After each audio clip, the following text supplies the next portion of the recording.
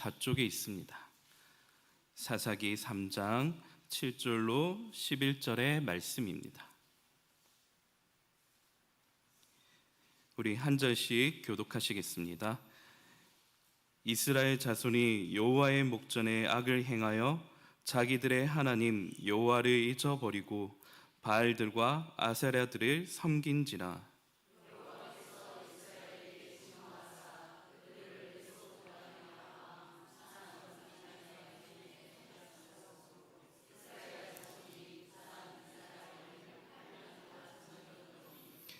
이스라엘 자손이 여호와께 부르짖음에 여호와께서 이스라엘 자손을 위하여 한 구원자를 세워 그들을 구원하게 하시니 그는 곧 갈렙의 아우 그나스의 아들 온니엘이라.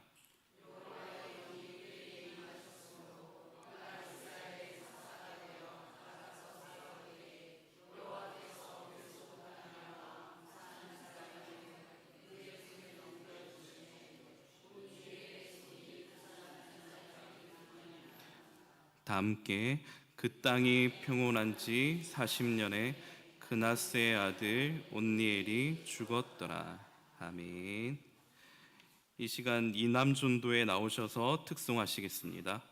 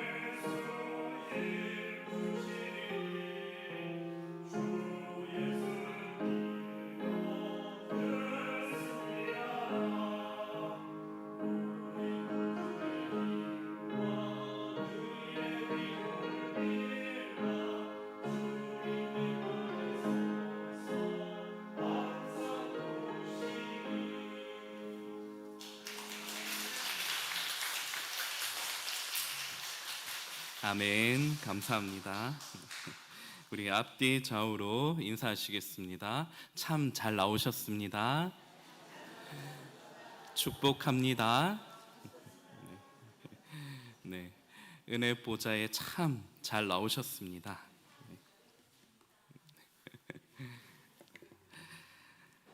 지금도 하나님은 살아계시며 하나님의 뜻을 이루십니다. 그럼 하나님은 하나님의 온전하신 뜻을 이루시기 위해 어떤 사람을 들어 사용하실까요? 우리가 계속해서 살펴보고 있는 사사기는 개성 넘치는 12명의 다양한 인물들이 하나님 손에 붙들려 값지게 쓰임 받는 모습을 보게 됩니다. 마치 영광스런 명예의 전당에 오른 듯한 모습이란 것이죠. 오늘 우리가 3장 전체를 다 읽지는 않았지만 사사기 3장에는 처음으로 3명의 사사가 등장합니다. 정확히 구분해 보면 대사사 2명과 소사사 1명으로 구분됩니다. 여기서 대사사 2명은 온니엘과 에웃입니다. 그리고 소사사는 삼갈입니다. 이들을 대사사, 소사사로 구분하는 기준은 성경에 기록된 그 많은 분량에 따라 적게 기록된 사사는 소사사로 기록하고 있고, 그리고 그 스토리가 많이 분량이 있는 것은 대사사로 구분짓습니다. 우리가 사사기 3장 31절을 보시면 삼갈은 한 절의 말씀으로 기록되었습니다. 우리 31절의 말씀 함께 읽겠습니다. 에웃 후에는 아나세 아들 삼갈이 있어 소 모는 막대기로 블레셋 사람 600명을 죽였고 그도 이스라엘을 구원하였더라. 다른 사사들에 비해 한 절의 말씀으로 기록되었지만 우리는 이 삼갈, 어떻게 보면 천국에서 지금도 보고 계실 삼갈 선배님을 우리는 무시할 수 없습니다. 왜냐하면 분량이 많거나 아니면 한 절의 말씀으로 기록되었든지 이 모든 사사는 하나님의 손에 붙들려 쓰임받았기 때문입니다. 하나님은 이스라엘 백성들이 고난 중에 부르짖을 때 이 3명의 사사들을 보내어 그들을 고난 가운데서 구원하십니다. 그들은 강력한 적으로부터 하나님의 백성들을 구한 위대한 영웅처럼 보이지만 사실 알고 보면 우리와 똑같은 성정을 가진 사람들이라는 거예요. 타고난 본성이 있고요, 그리고 성격이 있습니다. 그럼 이들이 어떻게 하나님 손에 붙들리게 되었는가? 오늘 시간 관계상 이 3명의 사사를 다 다룰 수는 없고 온니엘과 에웃만 다루려고 합니다. 하나님이 쓰시는 그릇, 그 첫 번째는 믿음의 명문 가정에서 자라 좋은 인격을 가진 온니엘입니다. 하나님이 쓰시는 그릇, 온니엘은 믿음이 있었고, 그리고 그의 믿음은 하나님 보시기에 좋은 그런 인격을 가진 믿음이었어요. 그는 유다 족속으로 가나안 땅을 정탐한 지도자 갈렙의 사촌 동생입니다. 오늘 본문 9절의 하반절에 보시면 그를 이렇게 기록하고 있습니다. 그는 곧 갈렙의 아우 그나스의 아들 온니엘이라. 갈렙은 우리가 잘 알고 있는 대로 여호수아와 함께 이스라엘 백성들을 이끌고 가나안에 들어간 유명한 믿음의 지도자입니다. 가나안 땅을 정탐할 때 10명의 정탐꾼들은 모두 그 입술에서 부정적인 말을 내뱉었어요. 그러나 믿음의 사람, 하나님이 선택한 사람, 여호수아와 갈렙만큼은 그 입술에서 믿음의 말을 선언합니다. 믿음의 사람 갈렙의 사촌 동생이었으니 온니엘이 신앙적으로 얼마나 좋은 가문에서 태어났는지 우린 알 수 있습니다.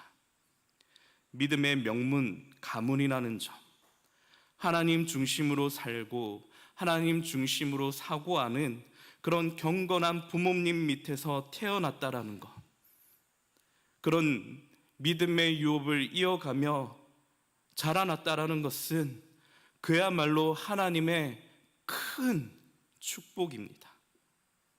믿음의 유업을 받은 온니엘의 이름의 뜻은 하나님의 능력입니다.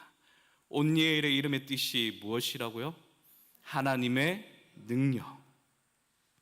그는 평생을 사람의 지혜와 힘으로 살지 않았어요. 오직 하나님의 능력만 의지합니다. 하나님의 능력으로 이스라엘의 구원함을 증명한 사람이 바로 이 온니엘입니다.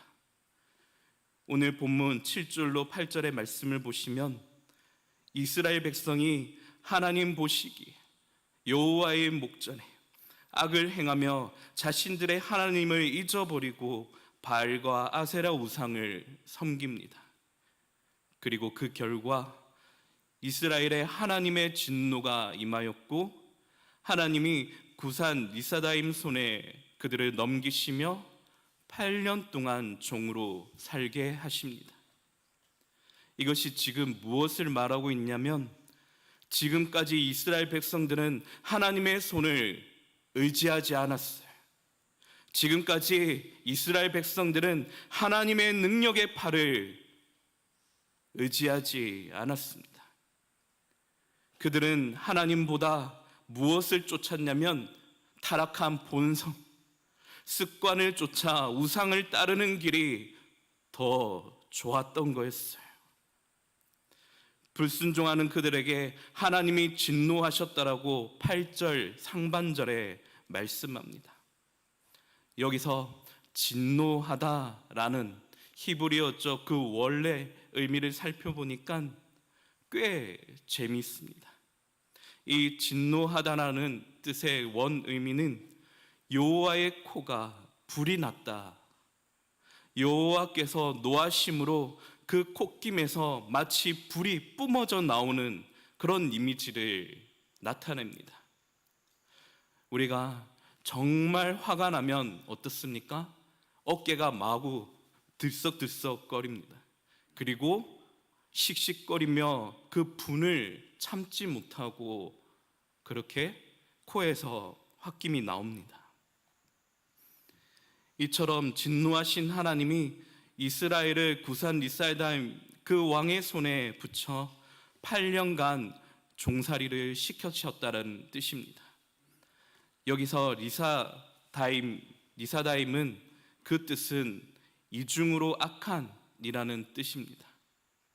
하나님은 불순종하는 자기 백성들을 심판하실 때 매우 사악한 군주를 붙이셨고 8년이라는 긴 세월을 아주 고통스럽고 끔찍하게 보내게 하십니다.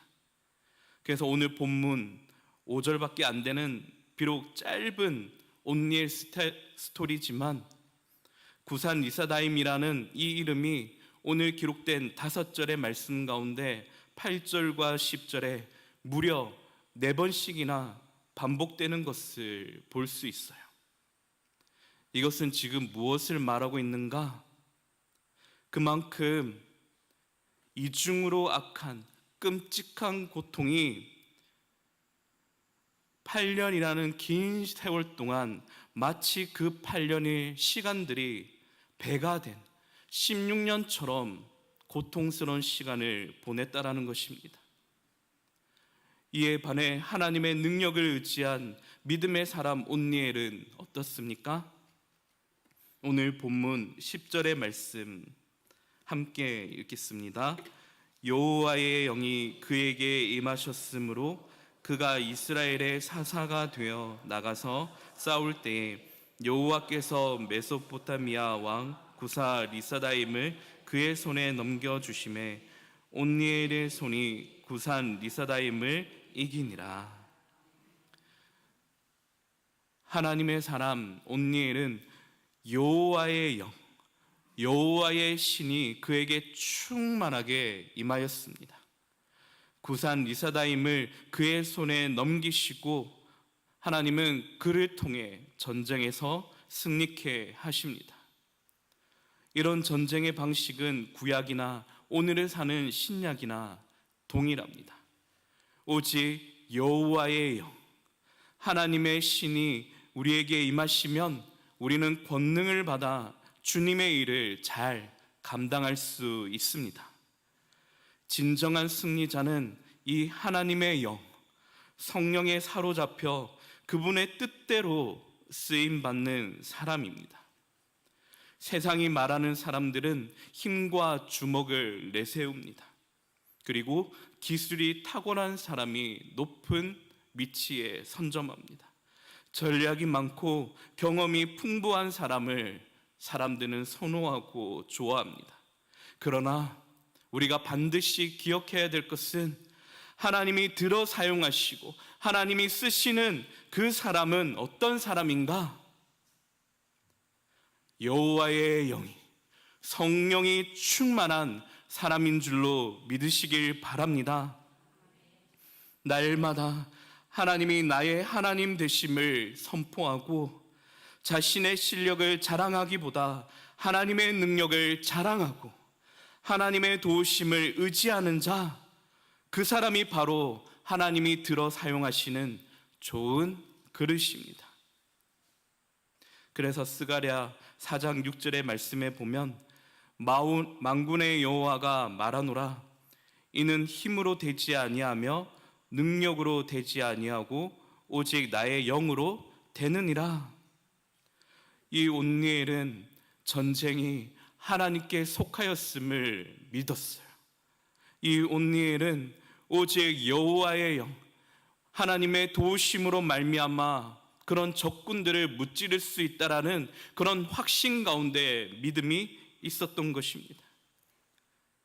온니엘은 좋은 가문에서 태어났을 뿐 아니라 부모의 좋은 신앙을 이어받아 삶 속에서 성령 하나님을 날마다 체험합니다.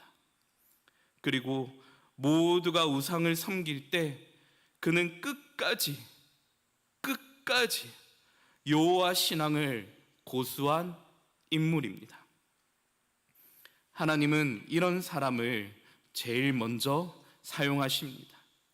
오늘 이 시간 사랑하는 성도님들, 온니엘처럼 여러분의 가정이 믿음의 명문 가정 되기를 간절히 바랍니다. 사랑하는 성도님들, 여러분이 그 신앙의 좋은 믿음과 인격을 사랑하는 자녀들에게 그대로 흘려보내는 믿음의 유산을 남기는 그런 가정, 그런 부모가 되기를 간절히 소망합니다. 하나님이 쓰시는 그릇 두 번째는 자신의 핸디캡을 하나님을 위해 사용한 에웃입니다. 자신의 약점을 하나님을 위해 사용했다라는 거예요.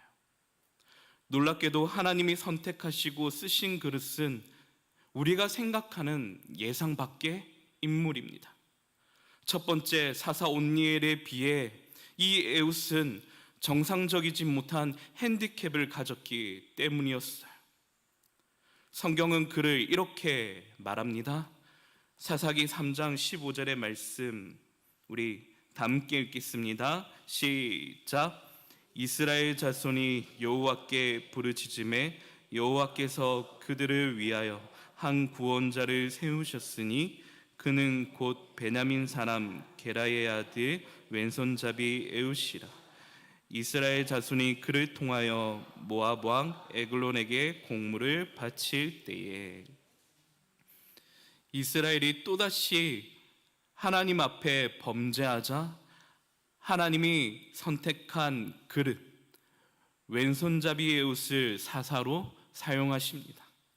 개역개정에는 왼손잡이로 번역되었지만 히브리어 원문을 직역해보면 오른손에 제한이 있던 자 혹은 오른손이 다친 자라는 뜻입니다. 그런데 여기서 꽤 재미있는 것은 에웃이 베냐민 사람이라는 거예요. 즉 오른손의 아들이라는 이름의 지파 출신이라는 것입니다. 왜 하필 하나님은 베냐민 지파 오른손의 아들들 가운데서 오른손이 제한된 오른손이 다친 자 오른손이 불편한 이 에웃을 선택하신 것입니까? 그것은 에웃의 이름에 그 뜻에 힌트가 달려 있습니다. 그의 이름의 뜻은 영광이 어디에 있는가 라는 뜻입니다. 아마도 하나님이 에웃을 들어 사용하신 데는 이 시대의 정상적인 건강한 몸을 갖고도 하나님의 영광을 위해 사는 자가 하나도 없었기 때문일 것입니다. 베냐민 사람은 오른손의 아들이라고 했잖아요. 고대 근동에서 이 오른손, 오른쪽이라는 말은 정상을 뜻합니다. 능력과 권세를 상징합니다. 승리를 말합니다. 우리 예수님도 사망 권세 깨뜨리시고 사흘 만에 부활하시고 40일간 살아가는 제자들과 함께 거하시며 하늘로 그대로 승천하시고 어디에 앉으셨습니까? 하나님 보좌 우편에 앉으셨어요. 그 보좌 우편이라는 것은 왕의 위엄과 권세를 상징합니다. 이 왼손잡이는 부자연스러운 사람, 오른손에 장애가 있는 사람, 아마도 에웃의 오른손이 조막손이었을 가능성이 크다라고 성경학자들은 말합니다. 그래서 지금도 이스라엘에서는 왼손잡이를 하나님의 축복과 거리가 멀리 있는 사람, 하나님의 축복 가운데 거하지 못하고 저 멀리 떨어진 자를 상징하고 있습니다. 저는 이 에웃의 인생이 어땠을까 상상해 봅니다. 베냐민 지파 사람으로 오른손의 아들이라는 자랑스러운 닉네임이 붙지만 왜 하필 오른손에 장애를 가진 그는 자신의 닉네임과 전혀 어울리지 않는 사람이었잖아요. 같은 지파 무리 중에 끼지 못했을 것입니다. 빙빙 밖으로 돌며 차가운 시선과 냉대를 받았을지도 모르겠습니다. 그래서 오른손 장애로 인해 많은 제약이 따랐던 그는 어떠하였는가?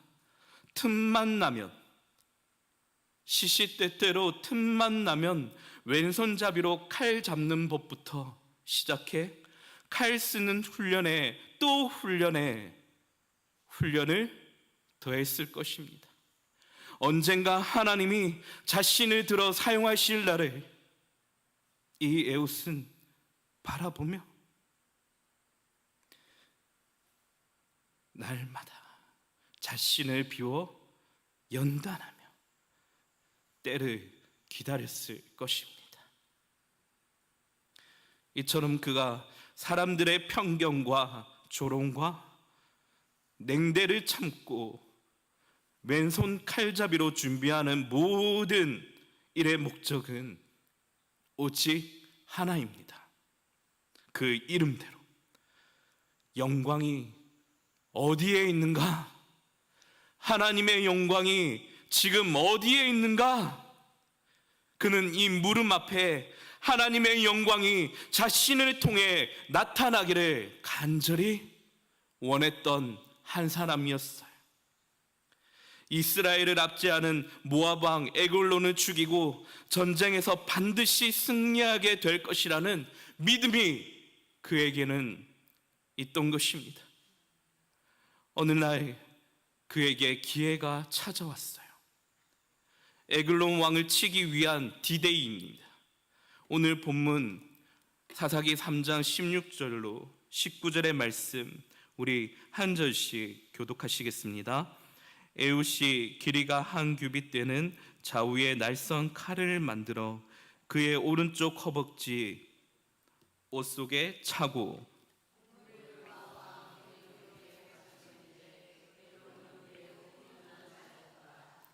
에웃이 곡물 바치기를 마친 후에 곡물을 메고 온 자들을 보내고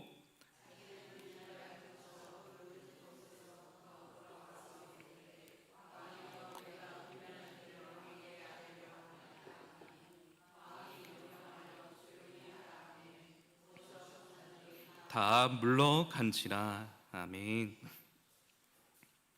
에웃은 40cm 길이의 좌우로 날선 양날검을 만들어 오른쪽 허벅지 깊숙한 곳에 숨깁니다. 그리고 왕 앞에 서기 전 몸수색에서 오히려 자신의 핸디캡이 유리하게 작용했어요. 이 말이 무슨 말이냐면 그때 당시에 칼을 쓸 수 있는 용사들은 다 오른손잡이였습니다. 그때 왕을 호위하던 호위병들은 이 에웃의 모습, 오른손에 장애가 있던 것을 보고 무사 통과한 것입니다. 하나님의 은혜가 임했던 것이라는 거예요. 이처럼 오른손을 쓰지 못하는 그의 약점이 이런 위기 가운데 강점이 되었습니다.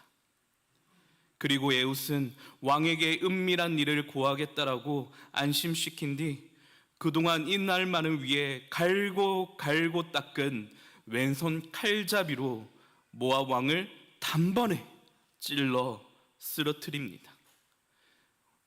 사사기 3장 21절로 22절의 말씀에 보니 에웃이 왼손을 뻗쳐 그의 오른쪽 허벅지 위에서 칼을 빼어 왕의 몸을 찌르매 칼자루도 날을 따라 들어가서 그 끝이 등 뒤까지 나갔고 그가 칼을 그의 몸에서 빼내지 아니하였으므로 기름이 칼날에 엉겼더라.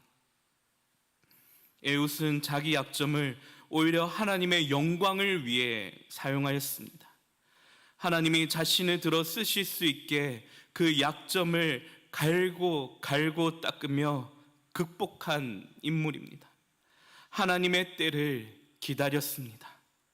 하나님의 때, 하나님의 시간, 카이로스의 그 때를 알고 하나님이 손에 붙잡힌 이 에웃을 이스라엘을 구원하는 사사로 사용하신 것입니다.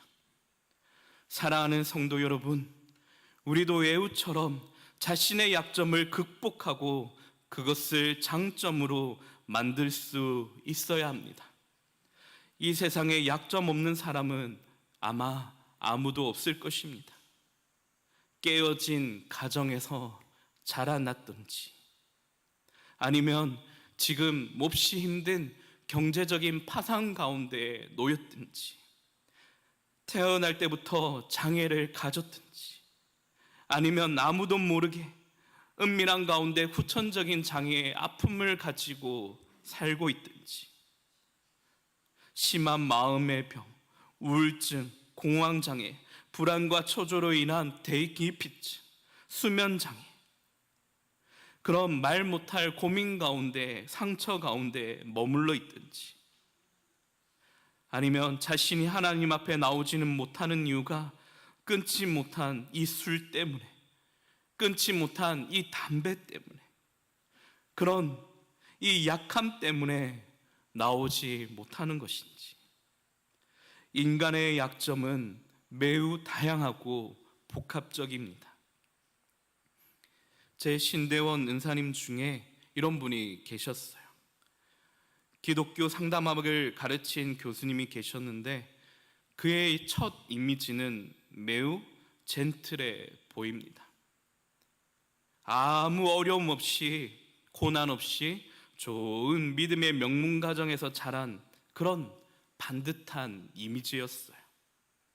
그런데 부모님이 자기를 낳자마자 18년 동안 별거를 하셨다라고 고2 때 처음으로 가정법원에서 이혼 재판이 벌어지는 그 현장에서 부모님이 계셨다라는 그 사실을 이 교수님이 알게 된 것입니다. 그 18살 매우 예민한 사춘기 때잖아요. 누구든지 그런 아픔 가운데 충격을 받았을 것입니다. 그는 이혼 재판의 증인으로 나서며 두 분의 얼굴을 똑바로 쳐다보지 못했다라고 고백하였습니다. 그 교수님의 어린 시절이 얼마나 비참했을까? 아니, 사춘기 시절에 탈선하지 않았겠습니까? 그런데 너무 놀라운 것은 오늘날 하나님이 그를 어떻게 사용하셨는가? 깨어진 가정을 하나 되게 하는 가정 사역자로, 기독교 상담 교수로 사용하고 계신다라는 것입니다. 이것이 하나님의 승리입니다. 성도 여러분, 자신에게 은밀하게 감춰진 말 못할 약점이 있으십니까? 아무에게도 말 못할 그런 상처가 있으십니까? 하나님은 당신의 그 약점을 통해 일하십니다. 하나님은 약점을 가진 사람을 들어 사용하십니다. 우리에게 필요한 것은 약점이 있느냐 없느냐가 중요한 것이 아닙니다. 여호와를 얼마나 신뢰하느냐, 하나님을 얼마나 의지하느냐가 더 중요합니다. 사랑하는 성도 여러분, 하나님을 온전히 신뢰하시기를 바랍니다. 하나님을 온전히 매 순간마다 의지하시기를 바랍니다. 어떤 약점에도 불구하고 하나님이 반드시 여러분을 들어 사용하십니다. 하나님은 다양한 사람들을 쓰십니다. 훌륭한 믿음의 명문가정에서 자랐든지 좋은 신앙의 인격을 가진 사람도, 한편 우리가 보기에 약점이 너무 많아 허점투성인, 절대로 하나님이 쓰임받지 못할 것 같은 그런 사람도 하나님 손에 붙잡히기만 하면 하나님이 들어 사용하십니다. 우리 모두 하나님 손에 붙잡힌 온니엘, 하나님 손에 붙잡힌 에웃처럼 하나님이 쓰시기에 합당한 그릇이 되기를 간절히 소망합니다. 소망합니다. 기도하겠습니다. 살아계신 하나님 아버지, 오늘도 하나님을 예배하는 이 귀한 은혜 보좌 가운데로 인도하여 주심에 감사합니다. 우리 인제 장로교회가 많은 믿음의 명문 가문을 낳을 수 있도록 인도하여 주시옵소서. 무엇보다 우리 믿음이 하나님 보시기에 정직하고 건강하며 바른 믿음으로 세워지기를 간절히 소원합니다. 가정과 직장에서도 좋은 믿음의 인격을 가진 저희가 다 되게 하여 주시옵소서. 그리하여 3, 4대 신앙의 유산, 믿음의 유업을 이어 개인이 행복하고 가정이 살아나며 교회가 부흥하는 은혜를 보게 하여 주시옵소서. 하나님 손에 붙들리면 능치 못할 게 없는 줄로 믿습니다. 하나님의 때에 하나님께 귀하게 쓰임받는 인제 장로교회 전 성도들이 다 되도록 주여 축복하여 주시옵소서. 모든 것에 감사하옵고 구주 예수 그리스도 이름으로 간절히 기도하옵나이다. 이 시간 함께 우리 반주에 맞춰 교회 기도 제목을 놓고 합심하며 기도하였으면 좋겠습니다. 하나님 손에 붙들린 인생은 염려하거나 두려워하거나 근심하지 않습니다. 왜냐하면 나의 약점을 아시는 주님께서 나를 고치시고 하나님께서 들어 사용하시기 때문입니다. 사랑하는 성도님들 가정 가운데, 마음 가운데 상처가 있으십니까? 문제가 있으십니까? 이 시가 온전히 좋으신 하나님 앞에 탁 터놓고 솔직한 마음으로 기도하며 나아가기를 소망합니다.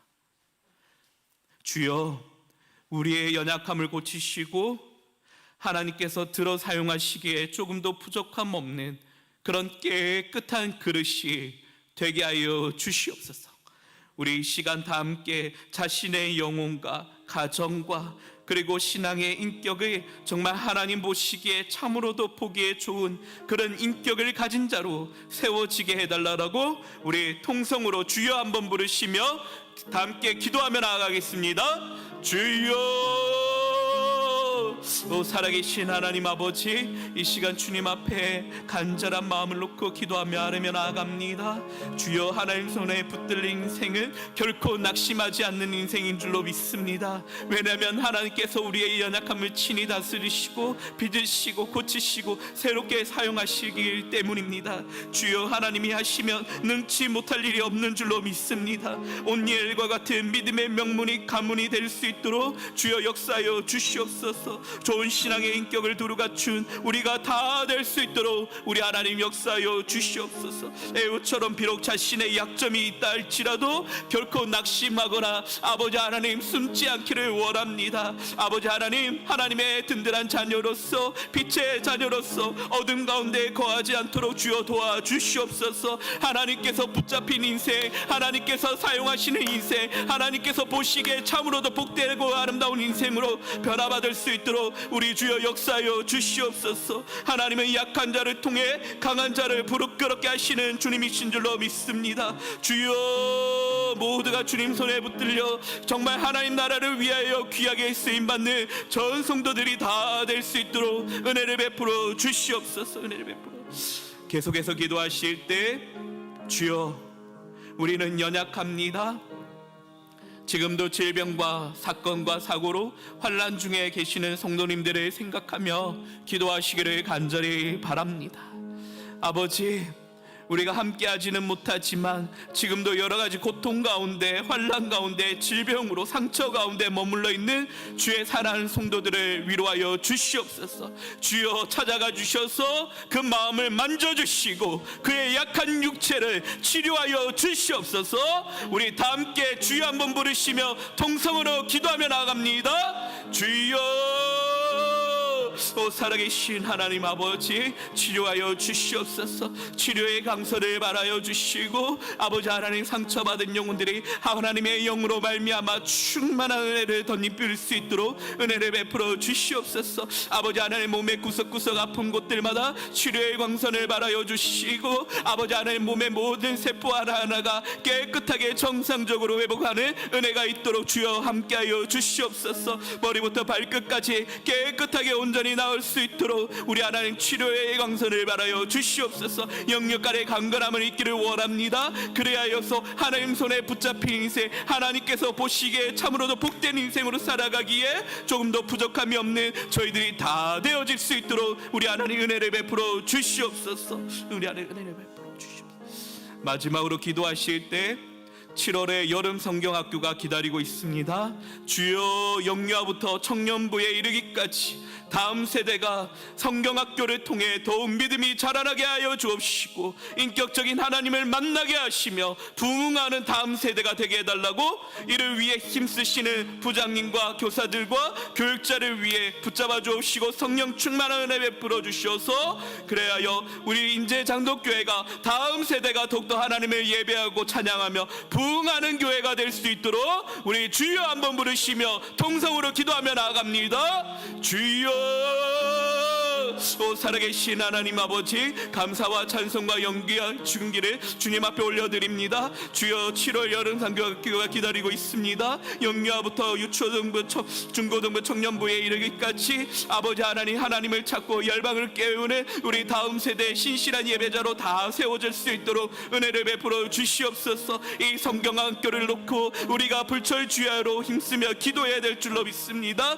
아버지 하나님, 한 영혼 한 영혼을 붙잡아 주옵시고 저들의 믿음이 더욱더 성장하며 성숙할 수 있도록 우리 하나님 은혜를 베풀어 주시옵소서. 무엇보다도 이를 위해 힘쓰시는 우리 부장님과 선생님과 교육자를 붙잡아 주옵시고 성령의 충만한 은혜를 베풀어 주셔서 아버지 하나님, 그 영혼들이 하나님을 만나는 귀한 축복의 통로가 될 수 있도록 우리 하나님 역사하여 주시옵소서. 그로 말미암아 모든 세대가 하나님을 찬양하고 하나님을 간절히 소망하며 열방을 향하여 나아가기에 부족함 없는 우리 다음 세대가 다 될 수 있도록 우리 하나님 은혜를 베풀어 주시옵소서. 오 할렐루야.